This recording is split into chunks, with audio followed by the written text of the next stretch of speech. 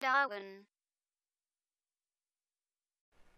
Dans cette formation, nous allons maintenant continuer la création du formulaire que nous avons commencé à créer dans la précédente vidéo. Par exemple, si vous souhaitez ajouter dans votre formulaire une liste déroulante pour que l'utilisateur puisse choisir entre différentes données, donc nous allons par exemple ici l'insérer juste avant les boutons effacer et envoyer. Je fais donc un retour à la ligne à cet endroit-là.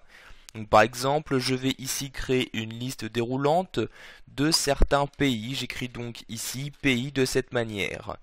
Je vais maintenant insérer la première balise pour les listes déroulantes. Il s'agit de la balise select comme ceci, où vous allez renseigner comme attribut donc son nom, c'est-à-dire sous quel nom vous souhaitez pouvoir récupérer l'information renseignée par l'utilisateur. Pour cela, nous allons utiliser donc l'attribut name comme ceci et j'insère donc le nom que je souhaite lui donner entre guillemets. Donc par exemple ici, je vais la nommer pays comme ceci. Je peux maintenant fermer la balise ouvrante et je vais tout de suite insérer donc la balise fermante du select comme ceci. Je me rends maintenant donc entre ces deux balises et je fais un retour à la ligne comme ceci. Nous allons insérer une autre balise qui elle va nous permettre donc de renseigner les données que nous souhaitons insérer dans cette liste. Pour cela donc j'ouvre ici le crochet et nous allons saisir donc la balise option comme ceci. Bien évidemment, elle aussi possède un attribut, le nom que vous souhaitez donner. Donc cette fois-ci, il s'agit de l'attribut value comme ceci. Donc par exemple ici, je vais donc comme première information insérer la France. Je referme tout de suite ici donc la balise option de cette manière et entre la balise ouvrante et fermante je mets ici donc l'information que je souhaite afficher dans cette liste déroulante. Donc ici je mets la France. Si l'utilisateur choisit donc cette valeur, il s'agira par conséquent de celle-ci qui sera envoyée au serveur, donc ici à la page validée.php, tout ceci grâce à la balise option. Pour gagner du temps, je vais ici copier et coller donc cette ligne-ci. Je fais un CTRL-C pour copier, je fais un retour à la ligne, puis CTRL-V pour coller. Je vais par exemple de cette manière rentrer 4 pays différents. Donc la France, l'Espagne. Je n'oublie pas bien évidemment de changer ici la valeur en tant qu'attribut donc dans la balise. Donc je vais ici remettre à chaque fois le nom du pays. Donc ici je mets le Brésil, comme ceci le Brésil, puis par exemple pour finir je vais mettre l'Uruguay de cette manière et de même je change ici la valeur de l'attribut où je remets exactement le même nom que le pays. Si maintenant je souhaite donc voir ce que cela donne, je fais donc un CTRL S pour enregistrer mon projet, je me rends sous mon navigateur en rafraîchissant bien la page. Comme vous pouvez le voir, il y a bien ici qui apparaît. Si je clique sur la flèche, il y a donc bien ici les 4 pays que j'ai précédemment insérés qui s'affichent bien donc correctement dans cette liste déroulante. Sachez que vous avez la possibilité de créer différents groupes à l'intérieur même de cette liste. Par exemple, regrouper la France et l'Espagne dans le groupe Europe et le Brésil et l'Uruguay dans le groupe Amérique du Sud. Donc, je retourne ici sous mon éditeur. Pour cela, vous allez donc devoir utiliser une nouvelle balise, la balise OPT Group. Donc je vais ici l'insérer donc juste avant la première donnée, donc la première donnée France. J'ouvre ici les crochets et je saisis OPT Group comme ceci. Je n'oublie pas tout de suite donc de refermer cette balise donc en insérant la balise fermante de cette manière. Donc ici je vais tout de suite déplacer donc cette balise en faisant un CTRL X cette fois-ci pour couper et je vais l'insérer donc en dessous ici de l'Espagne. Cette balise OPT Group donc, doit disposer d'au moins un attribut, l'attribut label, où vous allez choisir dans cet attribut le nom que vous souhaitez donner à ce groupe-là.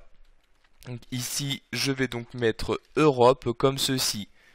Vous pouvez faire de même ici pour les autres données. Donc ici, pour gagner du temps, je vais copier cette partie-là pour ensuite la recoller ici juste en dessous. Et cette fois-ci, donc je vais mettre comme label Amérique du Sud de cette manière, et je n'oublie absolument pas donc de fermer, donc d'insérer la balise fermante de OPT Group. Maintenant, si j'enregistre mon projet et que je me rends sur mon site internet en rafraîchissant la page, je regarde dans la liste et comme vous pouvez le voir, donc les deux groupes que j'ai choisis qui apparaissent directement dans cette liste. Vous pouvez également proposer à l'utilisateur des choix multiples. Pour cela, nous allons insérer donc une nouvelle balise. Je retourne donc ici sous l'éditeur. Puis donc je vais me rendre ici sous le select. Donc tout d'abord, avant la fin de ce select, je vais faire un BR pour qu'il y ait donc un retour à la ligne de fait entre ces informations. Donc ici, nous allons donc réutiliser la balise input. Nous allons ici changer encore une fois le type. Nous allons mettre le type checkbox comme ceci.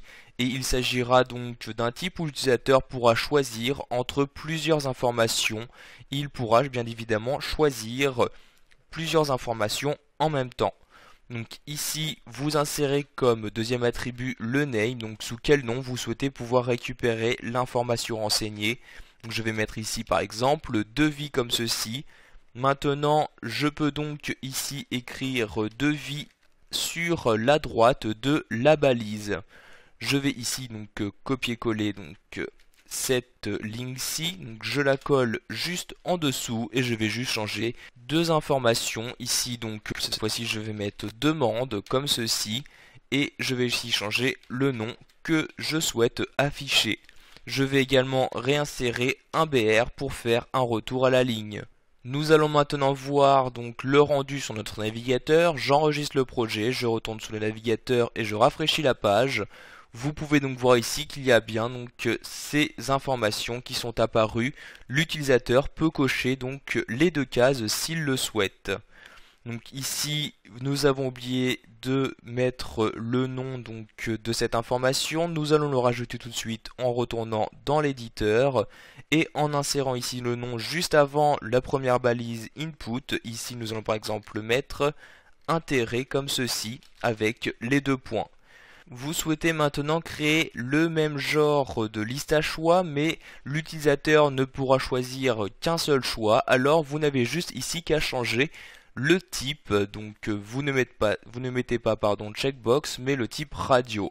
Je vais donc le faire ici, juste ici, donc en demandant le genre de la personne. Donc ici j'insère le input et je mets comme type cette fois-ci donc radio comme ceci. Vous allez mettre ici le name et je vais mettre ici le name genre de cette manière.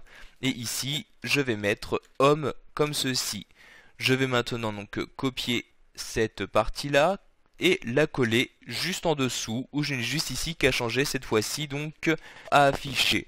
En effet, donc pour ce type, donc le type radio, l'utilisateur ne pourra choisir que entre un des deux. Vous pouvez donc garder le même nom ici pour la balise. Donc j'ai bien ici laissé genre pour les deux balises input. Je n'oublie pas ici d'insérer mon BR comme ceci. Si maintenant je me rends sur mon site internet, donc j'enregistre le projet et je retourne ici sur mon site, vous pouvez voir ici qu'il y a bien donc les informations qui apparaissent et cette fois-ci je ne peux cocher donc qu'une seule case. Pour finir, nous allons voir maintenant comment insérer une zone de texte où l'utilisateur pourra par exemple y laisser les commentaires qu'il souhaite. Donc je retourne ici sous l'éditeur, je fais un retour à la ligne et j'insère ici commentaire.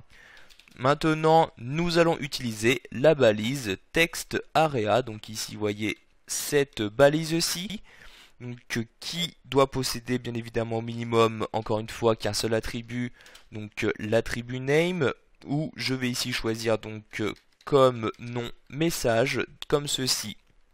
Vous pouvez maintenant fermer donc cette première balise et insérer la balise fermante texte area. Et entre ces deux balises, vous pouvez choisir d'afficher par défaut un texte. Par exemple ici, je vais mettre ici vos commentaires comme ceci. Je n'oublie pas ici donc de faire un retour à la ligne à l'aide de la balise BR. J'enregistre mon projet, je me rends sur mon site. Comme vous pouvez le voir, il y a bien ici donc la zone de texte qui est apparue. Sachez que vous pouvez personnaliser la taille de cette zone de texte, vous n'avez qu'à ici retourner dans votre code XHTML et directement ici donc en tant qu'attribut dans la balise, vous pouvez donc utiliser l'attribut rows ici pour choisir le nombre de lignes que vous souhaitez, donc la zone de commande par exemple 5, et vous utilisez l'attribut cols pour choisir le nombre de colonnes, par exemple ici 50. J'enregistre, je retourne sur mon site comme ceci, et comme vous pouvez le voir ici, donc la zone de texte s'est bien agrandie. Voilà, vous savez maintenant comment il est possible d'insérer d'autres informations dans vos formulaires.